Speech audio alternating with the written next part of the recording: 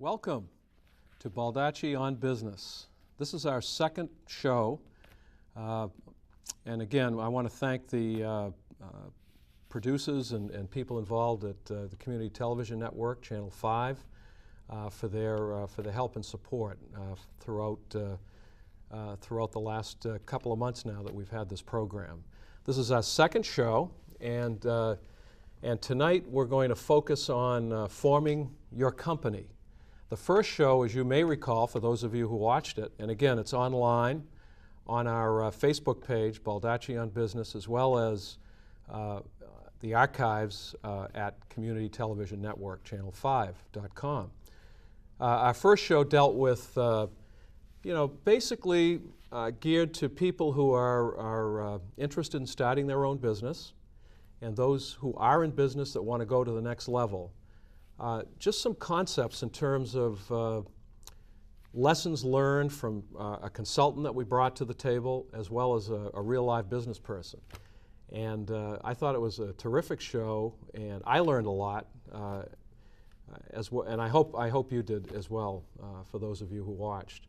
And it really provided the rudiments of what's involved in putting together a business plan, which is really the first step in assessing whether or not you should even think about getting into business.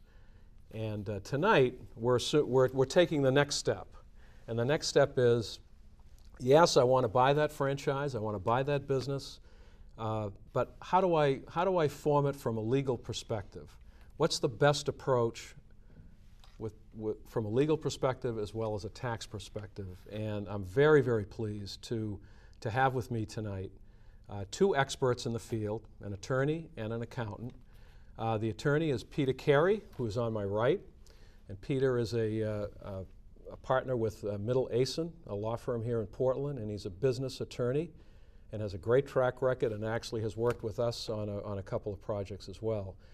Peter, welcome to the show. Thanks very much for having me. And we have Marc Powers, and Marc is a partner at Purdy & Powers, and as you well know from Marc has been a long-time business person here in Portland, has worked with businesses throughout the state and the region. And I'd like to also point out that Marc, as a University of Maine alumnus, Marc was on the University of Maine baseball team and pitched in 2 College World Series. Is that correct? Yes. Now, don't be bashful. I'm proud of that, and it's great to have you here, Marc. But Peter, tell us a little bit about you and your background and what got you into the practice of business law. Sure, yeah. I couldn't make it in baseball, and No? so I ended up turning to law and ended up in a firm here in Portland, in 1988, Middle Asen, and been there ever since, and practiced sort of a wide variety of business law and business law related issues, including formation, structure, and the analysis of why would you want to be an LLC, for instance, versus a corporate structure, versus just a partnership, or versus a DBA. Yep. And it's a practice that's varied, and while maybe not as exciting as that excitement of starting up your business and developing the product, it's something that's fun to do, and I like it, and I think it's pretty important. Well, we really appreciate you being here tonight to offer some of your insight and advice and suggestions to our viewers. And Marc, tell us a little bit about you and what got you into accounting and financial consulting, and a little bit about your firm as well. Okay. Well, the firm is Purdy Powers & Company. Yep. I have 4 other partners as well, and over the years we've represented over 1,000 businesses. And the businesses range from anything from a small sole proprietor to $100,000 in sales up to $50 million in sales. So really vast experience there. Most of the stuff that we work on is the small, closely held business and their needs that they're going to have. We try to stay away from the regulated businesses here in Maine, and but all our education that we try to gear for is helping the small business prosper. And I can speak from a little bit of experience working with Marc. Marc's been involved in a couple of different businesses that I have an interest in, and he's been terrific. And again, we appreciate you being here as well, Marc. Thanks. Maine has over 140,000 small businesses. 100,000 of those are really self-employed individuals who are in business. So we have about 40,000 incorporated small businesses, and not that you guys have dealt with a large majority of those, but you have dealt with many, many, many small businesses, and people who are thinking about starting a business, as well as those who are in business that may want to buy another business or expand or bring in partners. So tonight we want to focus on the various corporate structures that are available to people who are thinking about getting into business. And from your perspectives, what do you think is the most popular for somebody that is thinking about starting a business? And again, feel free to open it up.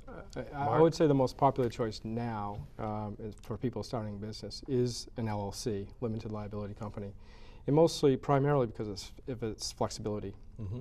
What I like about an LLC is everybody makes mistakes, and one of the things that you got to look at from an LLC perspective is the taxability issues that you have.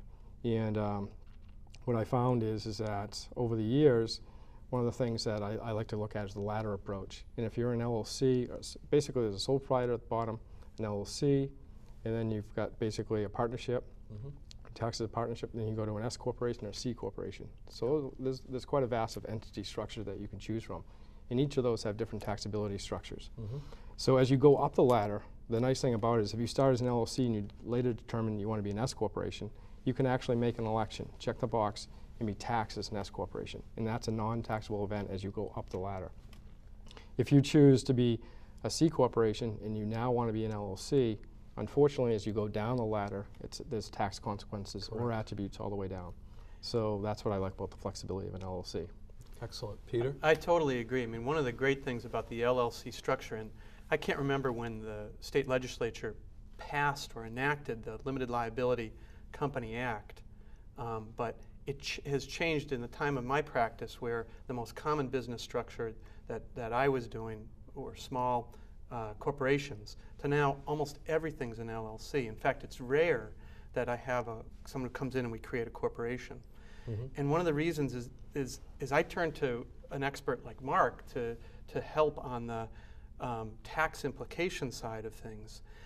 But the thing I like about the LLC structure is that it's also very flexible on who can take what out of the business. For instance, if you have partners, I'll use the word loosely, if you have business members who might want to divide up the pie differently and not equally, the LLC structure lets you do that very easily. Mm-hmm. Whereas in the old days, working with a corporate structure, it was a little bit harder.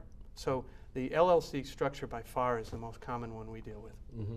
Mm-hmm. And from my experience, that's been the case. And I like the latter approach that you just referenced, Marc, because I had a company that was set up as a sub S and trying to bring it down to an LLC, and it did create a tax situation, which is challenging. So, it is.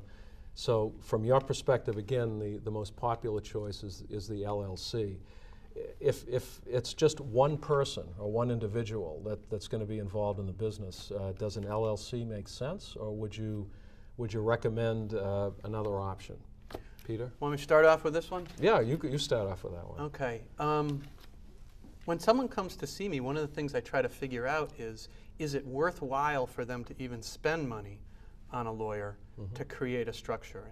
And as a plug for lawyers, because I know everybody loves lawyers, sometimes the structure is very, very important and very, very valuable, even if it's just one person. Mm-hmm. So someone might ask, well, in what instance would that be? Well, let me put aside the tax consequences, because I'd like to turn to Marc for that. But on the limited liability piece of it, some businesses, you want to protect yourself. If you have a business that might be engaged in what might be considered a hazardous activity, blasting, digging, heavy construction, wood, I've represented a couple different timber operations. Mm-hmm. People get hurt. Those are businesses that can offer great risk to the people that work in them, including the single owner. Yep. And sometimes what you want to do is you want to create that limited liability around you, and that's what's wonderful about the LLC structure. your exposure really is limited to your investment into the business. Simple example, someone doing business as, I open up my own. The DBA. Right. Let's pretend I clear wood. I have a skidder and I want to clear and sell cordwood. If I have an employee who gets hurt, technically that person might be able to pursue me, put aside workers' comp laws for a minute. Maybe they could pursue me personally. LLC structure offers some protection from that, so that my house, my car, my other objects might be protected, and the LLC structure might be the entity that would be responsible. So I do like that. Single person, I might talk to them about what their business is and might recommend that structure for that very reason. Okay, that's excellent advice. And from a tax perspective, Mark, the LLC, any pros and cons in terms of or implications to the individual? Is it all passed through their own individual tax return? Yeah. You're not paying taxes twice? Yes, and it's a good point that you make, as LLCs are usually generally looked at as being what's called a pass-through entity.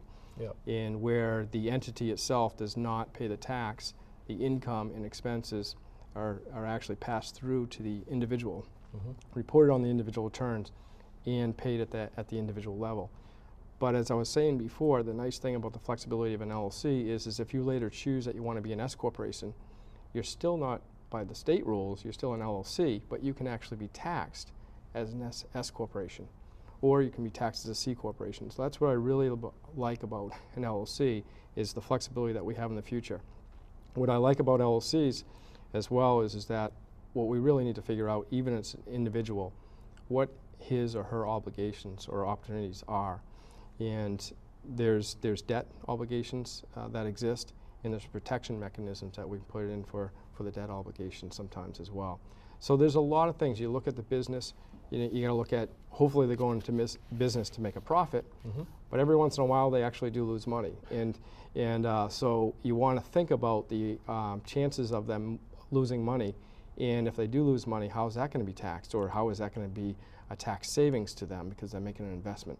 So there's you really can't say for one person as to what it's going to be, because we really need to look at the business. Are they ever going to bring on partners or investors and things like that? So there's a lot of questions that we'll certainly ask. Yeah, and again, this discussion just reiterates the point that Mike Tolley made during last month's program, and that is the importance of having a good accountant and a good attorney at your side when you begin to assess whether or not you want to get into business. So again, thank you for being here. Can I follow up on? Yes, you can. Thanks. Please. One of the things that always interests me, and I'm frankly puzzled, and why I would turn to Mark for something like that, is figuring out the investment piece. You know, earlier you talked about regulated versus unregulated businesses, and give an example of that for our sure. audience. And I think that for me, for instance, I stay away from securities, any business that would have a securities issue. At the level of sophistication, which there are experts in Maine that do that, Yep. I don't. Most of the people I represent are the smaller businesses that wouldn't have that outside investment over the magic number in Maine for exclusion from securities purposes is it 35? I'm not even sure what the magic number is, but yeah, it's somewhere around there. And again, I need to put in a little plug on the securities law issue.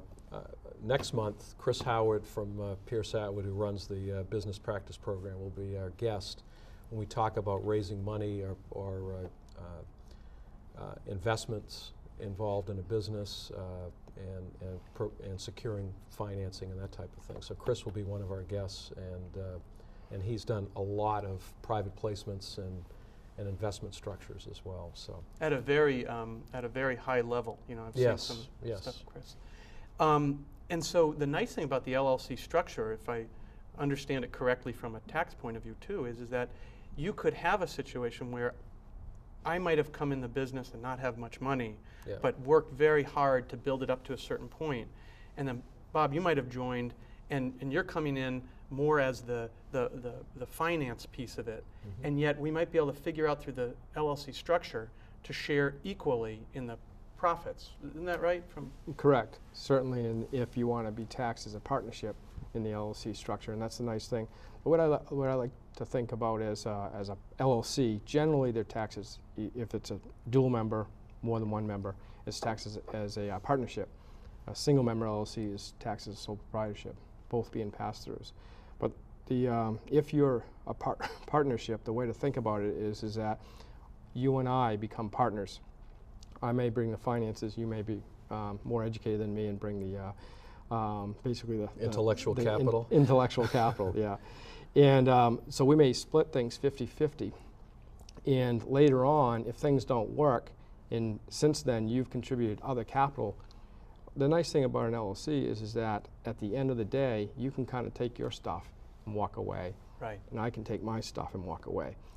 It's really kind of a joint venture from a partnership perspective. Whereas a corporation, if you're an S corporation or a C corporation, really we're contributing assets to a corporation. And if we want that stuff back, it's kind of like we have to buy it back from the corporation. It's a separate entity structure. Right. And that's an important point from a legal perspective. It's funny, the corporation is actually a separate entity under the law. And so when a client comes in the room and starts speaking to me about creating a corporation, if it's just one person, you have this sort of strange metaphysical conversation and say, well, there's actually two entities in the room. There's you personally, and there's theoretically this thing you're going to create that can be sued, that can sue people, that can sign contracts, that can enter into negotiations, and is respected under the law as a separate and distinct person. And the LLC is not? Oh, I'm sorry. And the LLC is. It's also considered a separate person or a separate entity. Right. I slipped into talking about corporations, right? Okay. Yeah, you're right. Let's move into corporations, because I kind of like to go up the ladder metaphor that you've used, Mark. The first rung on the ladder would be an individual who wants to open up a business and not form any real company or an LLC. He's just doing business. He's out. Right, sole proprietorship, basically. Sole proprietorship, that's correct. And again, the risks there are, as you point out, Peter, the opportunity to be sued personally. Right. Anything else that we ought to, as we go up the ladder, anything else you want to comment on about sole proprietorships? I mean, just as basically you're opening yourself up for legal liability, and you're being taxed on all your profits and losses at the individual level, and be reported on a Schedule C on your tax return. So. That's correct. So for all you self-employed individuals out there who are concerned about taxes and the growth of your company, give your lawyer a call, or feel free to call one of these individuals here tonight.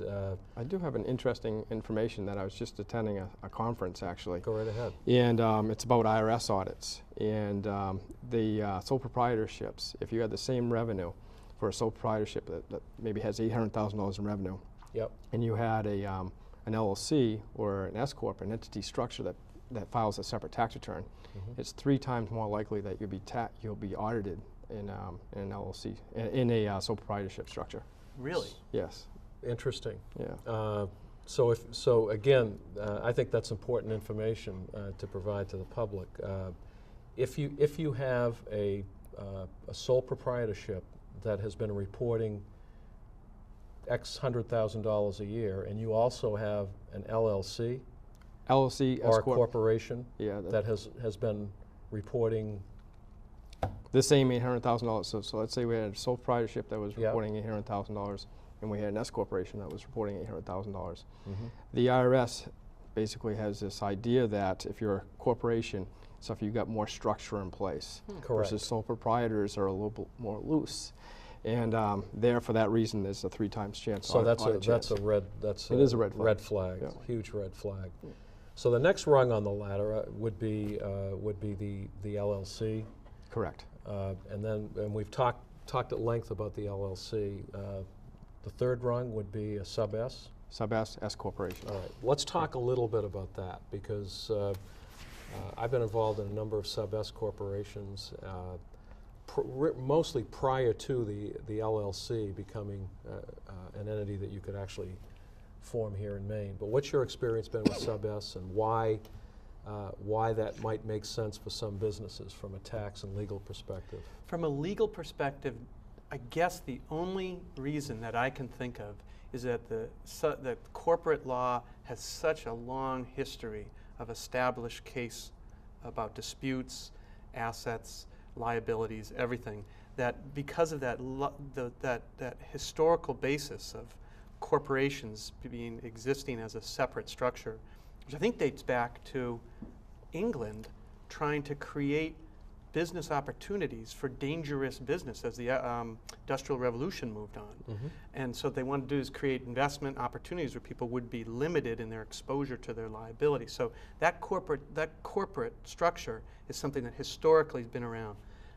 That's the only reason I can think of right now, is that the LLC structure is, quote, new. Mm-hmm. I wish I could remember the year that the LLC statute first was enacted in Maine. I know this summer, in July, the revised LLC Act was passed. And what did that do, Peter? I'm not really sure. No. No, it modified how you do things. It changed the names of certain parts of the LLC world. There's a bunch of people that helped write that act that could express it a lot better than I. But the bottom line is not much has changed in my mind as a result of that. From what my understanding is. Mine too, from a practical.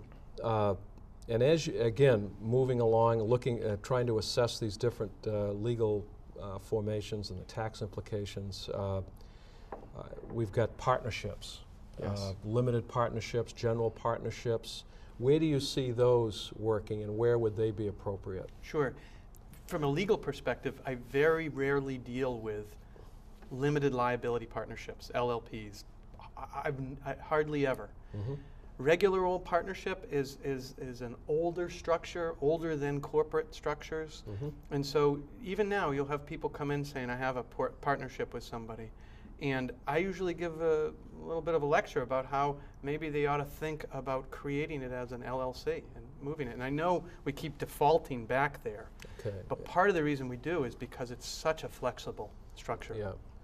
And let's focus on the LLC. We've got a few more minutes in the program. Time is kind of going by fast here, and let's talk. What are the various aspects of forming the LLC? We've got certificates of formation, Sure. the agreement, all of those aspects that people are going to need to be prepared to think about. Let me give the Reader's Digest. Reader's Digest. First, someone comes in and I tell them, get on the Secretary of State of Maine website. As a plug,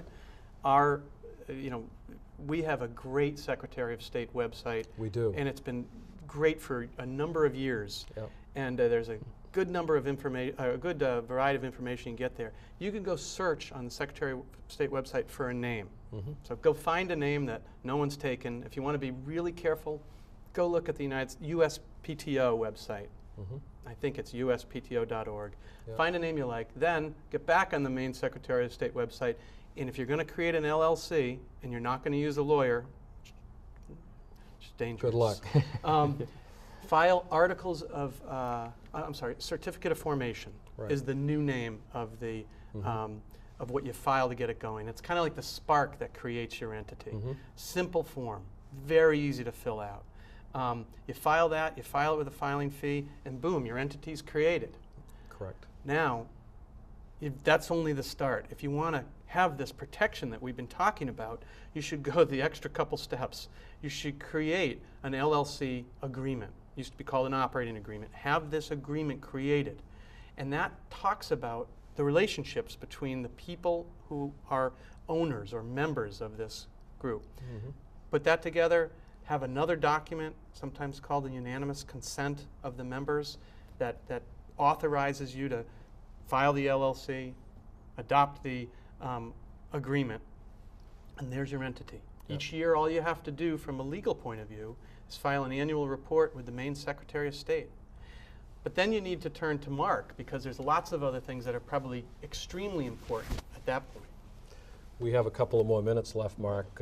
From a tax perspective, what are the other things that people need to be concerned with? Well, if they're going to have employees, they got to think about their payroll tax situation as well. So they're going to have to file with the state, get an employer identification number as well. The payroll taxes can be confusing, especially for the small business owner. I certainly recommend a plug for, not for accountants, but a payroll service for sure. Mm-hmm. It's going to cause, it's a lot of headache with payroll taxes and stuff. And do not get behind in payroll taxes. The IRS does not take that lightly. Neither does main revenue. No, nor does main revenue as well. And no personal protection. You have Correct. personal liability for that, even if you've created the LLC. That's correct. That's correct. And the entity that saves the most in taxes? Obviously we look at the objectives and stuff, but you did mention a little bit of the S corporation. Correct. It's a little bit of an old entity and stuff. I like the flexibility of an LLC, but there are circumstances that an S corporation will save you self-employment taxes. Mm-hmm. And I don't know if we have time to really go through the basics of that. You have to pay what the IRS as a reasonable compensation to the owner for the services that are performed. But anything over and above that can actually be taken in dividends or distributions of profits, which are not subject to self-employment tax. And self-employment tax, as you may know, is a really expensive tax. It's 7.65% for the individual, and the corporation has to match that. Mm-hmm. So it's 15.3%, Yep. and so it's a major tax. And just to end the program, and you gentlemen are working with many businesses here in Maine and elsewhere. How do you find the economy right now, from your perspective? I know it's challenging times for a lot of people. We only have just a few seconds left. Thumbs up, thumbs down? Thumbs down. It's difficult out there right now. Yes. I agree. All right. Thank you. It's been fun. Appreciate you being on the show. No problem. It's been Thank great. you.